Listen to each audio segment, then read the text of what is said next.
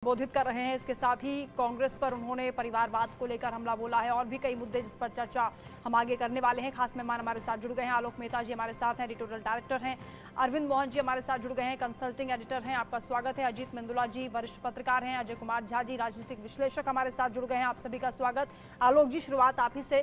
दूसरे चरण को लेकर तैयारियां चल रही हैं। एक बार फिर परिवारवाद को लेकर प्रधानमंत्री मोदी हमला बोल रहे हैं। लेकिन अगर राजस्थान की बात करें, भले ही विधानसभा चुनाव बीजेपी ने जीता है, लेकिन ये भी जानकारी मिली कि वहां पर वोटिंग जो शेयर था, बीजेपी का वोट शेयर कम हुआ है इस बार।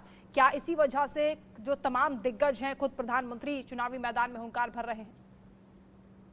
देखिए, ये आप और हम सब जानते हैं कि प्रधानमंत्री के या चुनाव में राहुल गांधी जी के भी दो पार्टियां हैं, अखिलेश जी हैं, जितनी पार्टी के नेता हैं, सब लोग के प्रोग्राम पहले से बने होते हैं।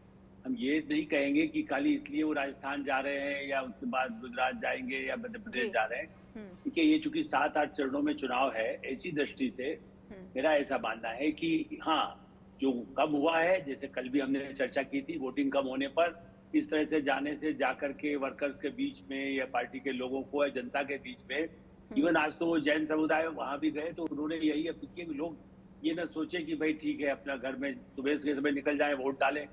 तो वोट डालने के लिए प्रधानमंत्री और पूरे देश में आप और हम भी इसी बात की अपील करते हैं। ऐसे अभियान से आप परिवारवाद की जहां तक बात है, चूंकि वैभव गहलोत वहां चुनाव में है, अशोक गहलोत के बेटे, राहुल गांधी प्रियंका का तैयारी है कि वो लड़ेंगे, या रॉबर्ट भी तैयार है कि मैं जी लड़ लेता हूँ। इस तरह के मुद्दे वो आज नहीं पहले से उठाते रहे हैं। इसलिए मेरा लेकिन मानना है कि इस तरह के अभियान को इसीलिए इस समय चुनाव में, चूंकि गर्मी में राजस्थान हो, दूसरे प्रदेश हो, वहां पर चुनाव के लिए लोगों को उत्साहित करना, अपने कार्यकर्ताओं को घर घर जाने की जो बात कही जाती है वो पूरे साल होना चाहिए वैसे है, लेकिन इस समय तो और भी जरूरी है कि लोगों को जागरूक बनाया जाए लोकतंत्र के लिए। कल तो उन्होंने ये भी कहा कि दूसरी पार्टी के लोगों से भी मैं आग्रह करता हूँ, देखिए वरना तो कोई कहेगा ना कि भाई दूसरा न निकले। वो कहते हैं कि दूसरी पार्टी के जो विरोधी है उनका आज नहीं, चाहे जीते या हारे। उन्होंने ये भी कहा कि उसको ये क्यों मान के चलते हैं। आज ही मेरी कुछ लोगों से बात हुई, उन्होंने कहा चूंकि वो जीतने वाले नहीं है इसलिए लोग निकल कर नहीं जा रहे हैं। ये भी एक बात है, लेकिन वो उनका कहना है कि नहीं, ताकि उससे पूरा लोकतंत्र का एक दर्शन होता है और अगली बार जीतेंगे।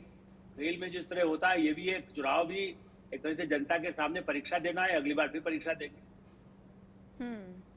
बिल्कुल परीक्षा तो है अरविंद जी, क्योंकि एक चिंता की भी बात है। जो फर्स्ट फेज में उदासीनता वोटर्स की देखी गई है, उसको लेकर खुद प्रधानमंत्री नरेंद्र मोदी भी लोगों के बीच जब पहुंच रहे हैं तो अपील कर रहे हैं कि दूसरे फेज में बढ़ चढ़कर लोकतंत्र के इस महापर्व में हिस्सा लें। भले ही उन्होंने मजाकिया अंदाज में कहा हो कि गर्मी बहुत है, लेकिन इस गर्मी से घबराए नहीं, घर से बाहर निकले, भले ही आप सुबह सुबह वोट करने के लिए पहुंच जाए।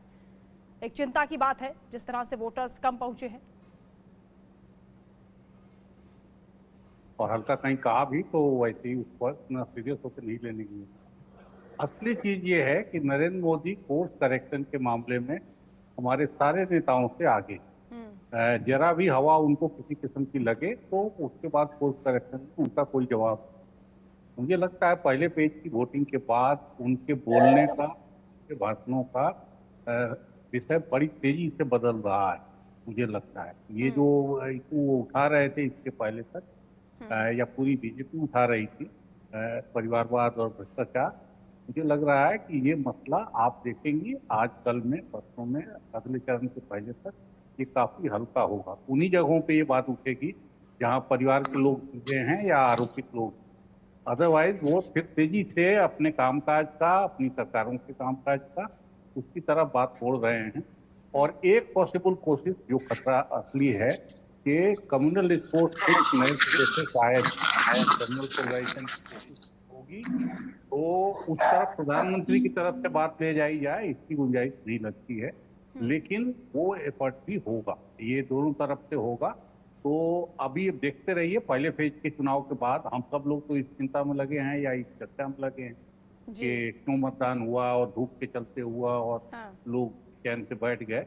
लेकिन जो प्लेयर हैं वो इस तरह हमारे आपकी तरफ बैठ के बौद्धिक जुगाली नहीं करते। वो बहुत तेजी से अपना काम करेंगे और नरेंद्र मोदी सबसे तेजी से अपना कोर्स करेक्शन। बिल्कुल, और कार्यकर्ताओं को भी ये संदेश पहुंचाया जा रहा है कि उनकी जिम्मेदारी है कि वो पोलिंग बूथ तक मतदाताओं को लेकर पहुंचे, और बूथ जीतने की बात प्रधानमंत्री कहते हैं। लेकिन अजीत जी, कई फैक्टर्स सामने आ रहे हैं जो चर्चाएं हो रही हैं।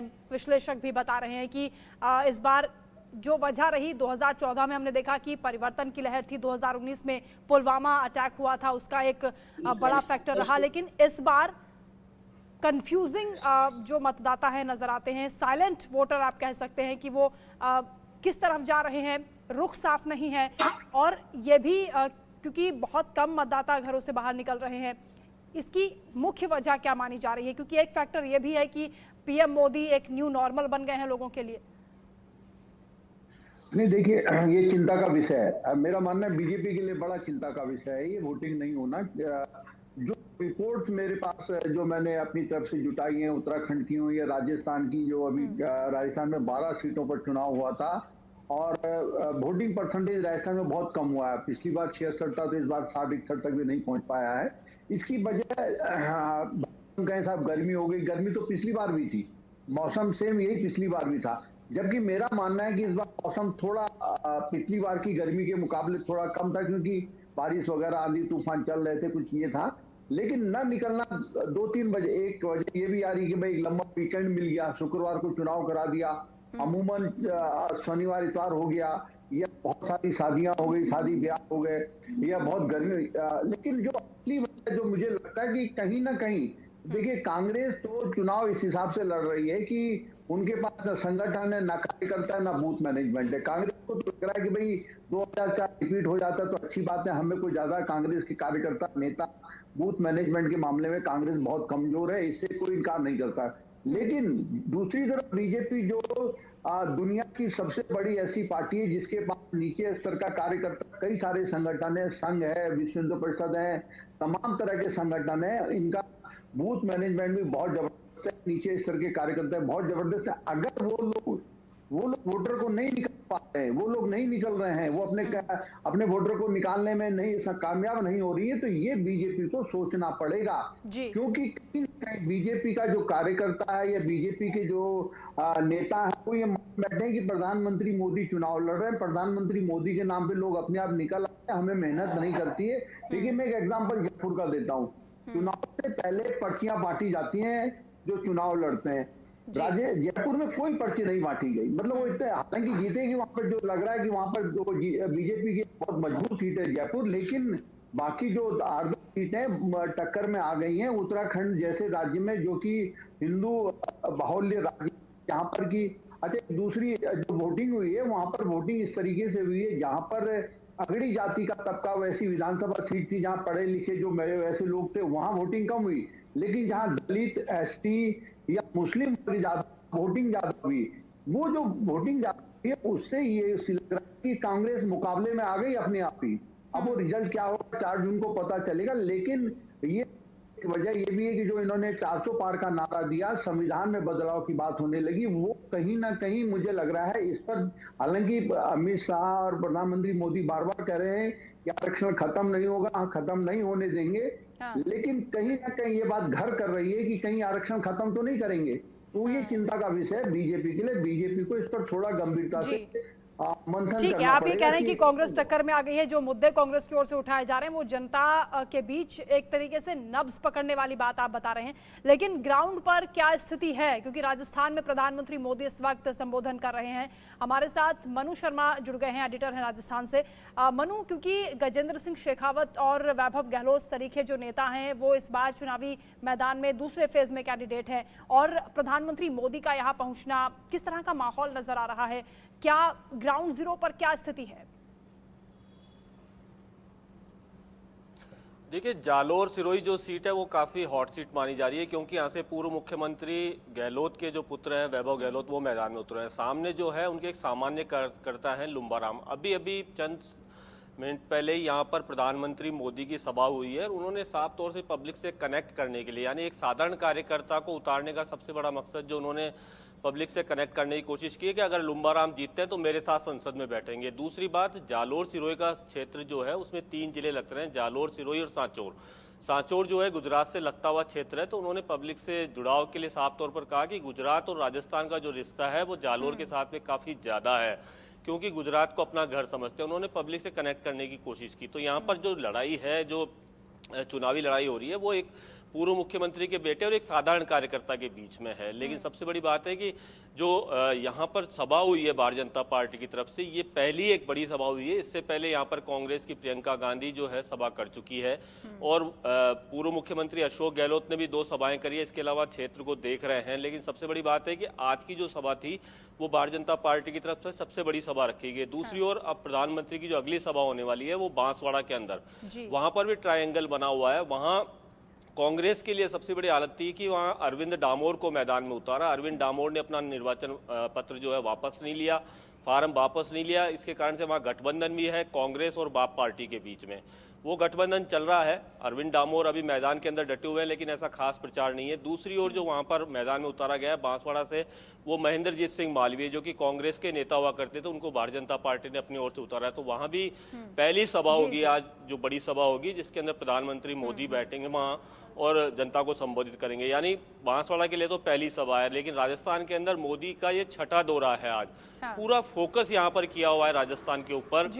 12 सीटों पर चुनाव हो गया। अब 13 जो सीट बची है उसके अंदर एक और सीट जोधपुर की, जिसके ऊपर आप बात करें। जोधपुर के अंदर अब की बार काफी रोचक मुकाबला है। जबकि पिछली बार जो है कैंडिडेट कांग्रेस की ओर से वैभव गहलोत थे और सामने थे गजेंद्र सिंह शेखावत। लेकिन अब की बार जो करण सिंह उचियार्डा है वो राजपूत समाज से ही है और गजेंद्र सिंह शेखावत भी राजपूत समाज से है। तो वोटों का जो विभाजन हो रहा है एक ही समाज के बीच में, उसके अलावा जो पार्टी के कोर वोटर्स हैं वो हैं। जो ये नई गणित बैठी है उसके हिसाब से अब की बार गजेंद्र सिंह शेखावत को भी काफी मुश्किलों का सामना करना पड़ रहा है। बिल्कुल, बहुत टफ फाइट होने वाली है जो मुकाबला आप बता रहे हैं। बहुत शुक्रिया मनु आपका तमाम बातचीत के लिए। कुल मिलाकर अगर देखा जाए तो बड़ी सभा यहाँ पर हुई है। अजय कुमार झा जी, मैं आपके पास आ रही हूँ क्योंकि प्रधानमंत्री मोदी की अभी तक 6 विजिट हो चुकी है राजस्थान में, लेकिन सबसे बड़ी ये सभा बताई जा रही है। हालांकि प्रियंका गांधी, राहुल गांधी जैसे नेता भी यहाँ पर सभाएं कर चुके हैं। जो ये भीड़ है, भीड़ क्या कहती है, क्या संकेत मिलते हैं चुनाव से पहले और बिल्कुल सेकंड फेज से जब बहुत नजदीक चुनाव आपके है, उस दौरान इतनी बड़ी संख्या में लोग अगर पहुंच जाएं रैली के दौरान, क्या संकेत है? सीधी तौर पर तो बात मुझे साफ दिखती है कि प्रधानमंत्री जी की पॉपुलैरिटी तो यह दिखलाता ही है, इसमें कोई शक नहीं है। लेकिन बार बार इस बात की भी चर्चा होती है और वो जायज ही चर्चा होती है कि बराबर ऐसा नहीं होता है कि भीड़ अगर जुटे तो वो वोट में ट्रांसलेट हो जाए। ऐसा माना भी गया है और ऐसा देखा भी गया है। लेकिन मोदी जी के कंटेक्स्ट में अमूमन खास करके जब लोकसभा का मसला हो तो ऐसा कभी नहीं देखा गया है। हमें पता होना चाहिए कि मोदी जी के समय में ही जब 2014 में वो पहली बार आए तो हमारे यहाँ वोटर टर्नआउट सबसे ज्यादा बढ़ा। मुझे जहां तक ध्यान आता है कि वो 66%, 66% तक आया, जो रिकॉर्ड है। उसके पहले पूरे हिंदुस्तान के सारे इलेक्शंस जो पिछले हुए थे उसने वो सबको सरपास कर गया। इवन फर्स्ट लोकसभा का इलेक्शन जो हुआ था वो भी हमारे ख्याल से वो 44-45% के आसपास वोटर टर्नआउट रहा था, जबकि आज़ादी से हम लोग निकले थे और नेहरू जी जैसे प्रधानमंत्री कैंडिडेट थे जो सबको ही मान रहा था कि चूंकि वो पहले भी प्रधानमंत्री रह चुके थे प्रोविजनल गवर्नमेंट में, तो उनका ही बनना तय था। तो हमारे उसके बाद भी जो हमारे यहाँ वोटर टर्नआउट हुआ है वो काफी स्लो गति से हुआ है। ये मोदी जी के बाद ही यह करिश्मा हुआ कि 65-66% और लास्ट का जहां तक मुझे याद आ रहा है कि वो 67% को क्रॉस कर गया।